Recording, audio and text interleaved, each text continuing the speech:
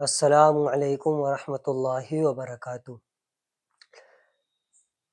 مسلمان خاص طور سے سبھی مساجد کے اندر جاتے ہیں تو ان کے لیے ضروری ہے کہ مسجد کے کیا آداب مسلمانوں پر بنتے ہیں، کیا حقوق مسجد کے ہیں، تو انہیں یہ چیزیں معلوم ہونا چاہیے۔ تو میں آپ کو 15 آداب مسجد کے جو ہیں وہ بتاتا ہوں، اس پر انشاءاللہ آپ بھی عمل کرنے کی کوشش کریں اور میں بھی عمل کرنے کی کوشش کروں گا۔ سب سے پہلا ادب یہ ہے مسجد کا کہ مسجد میں پہنچنے پر اگر کچھ لوگوں کو بیٹھا دیکھے تو ان کو سلام کرے، اور اگر کوئی نہ ہو تو السلام علینا وعلی عباد اللہ الصالحین کہے۔ لیکن یہ اس صورت میں ہے جب کہ مسجد میں حاضرین نفلی نماز نہ پڑھ رہے ہوں، تلاوت نہ کر رہے ہوں، تسبیح وغیرہ میں مشغول نہ ہوں۔ اگر وہ تسبیح وغیرہ یا پھر نفلی نماز اور تلاوت میں مصروف ہوں تو اس وقت سلام کرنا درست نہیں ہے۔ لیکن بہت سارے لوگ کرتے ہیں، نماز ہو رہی ہے سلام کرتے ہیں، تو یہ ان کے لیے درست نہیں ہے۔ دوسرا مسجد کا ادب یہ ہے کہ مسجد میں داخل ہو کر بیٹھنے سے پہلے 2 رکعت تحیۃ المسجد کی پڑھیں۔ یہ بھی جب ہے کہ جب اس وقت مکروہ وقت نہ ہو، یعنی طلوع آفتاب کا وقت نہ ہو، زوال کا وقت نہ ہو، اور غروب آفتاب کا وقت نہ ہو۔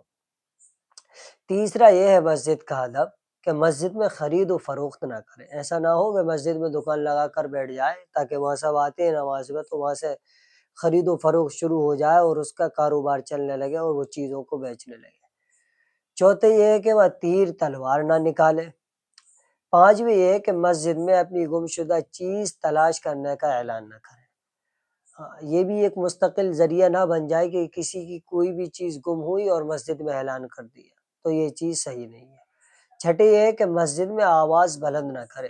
آج کل مساجد کے اندر آواز بلند کی جاتی ہے اور یہ مسجد کی بے ادبی ہے۔ ساتویں یہ ہے کہ وہ دنیا کی باتیں نہ کریں۔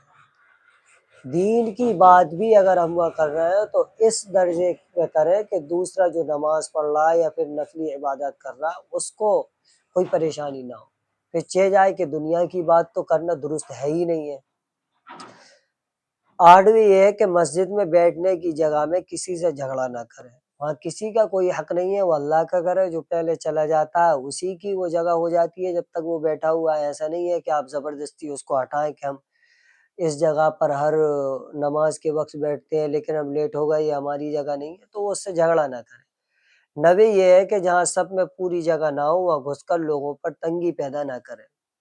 سب میں جگہ بھی نہیں ہے اور وہاں گھس گیا اور لوگوں کو پریشانی ہو رہی ہے، ایک دوسرے سے دھکم دھکا ہو رہی ہے اور نماز میں نہ رکوع صحیح ہو پا رہا نہ سجدہ صحیح ہو پا رہا، تو یہ بھی درست نہیں ہے۔ 10ویں یہ ہے کہ کسی نماز پڑھنے والے کے آگے سے نہ گزرے۔ اگر کوئی شخص نماز پڑھ رہا ہے تو اس کے آگے سے نہیں نکلنا چاہیے۔ 11ویں یہ ہے کہ اپنے بدن کے کسی حصے سے نہ کھیلے۔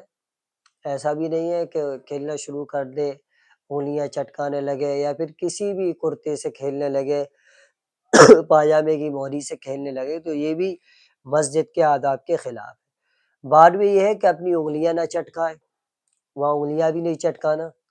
13ویں یہ ہے کہ مسجد میں تھوک ناک صاف کرنے سے پرہیز کریں۔ وہ مسجد تھوکنے کی جگہ نہیں ہے بلکہ وہاں خود ہم صفائی کر دیں۔ اگر کچھ کچرا وغیرہ پڑا ہو تو وہاں میں کوئی شخص اگر تھوکتا ہے یا پھر ناک صاف کرتا ہے تو یہ بھی بے ادبی ہے۔ 14ویں یہ ہے کہ نجاست سے پاک صاف رہے۔ ایسا بھی نہیں ہے ناپاک وہ چلا گیا، پیشاب کی چھینٹیں آ رہا ہیں، یہ مسجد کے ادب کے خلاف ہے۔ اور کسی چھوٹے بچے یا مجنون کو ساتھ نہ لے جائے۔ ظاہر سی بات ہے چھوٹا بچہ جائے گا وہ استنجا کر دے، بیت الخلا کر دے، کچھ بھی وہ کر دے، اس کا ذمہ دار کون ہوگا۔ 15ویں یہ ہے کہ وہاں کثرت سے ذکر اللہ میں مشغول رہے۔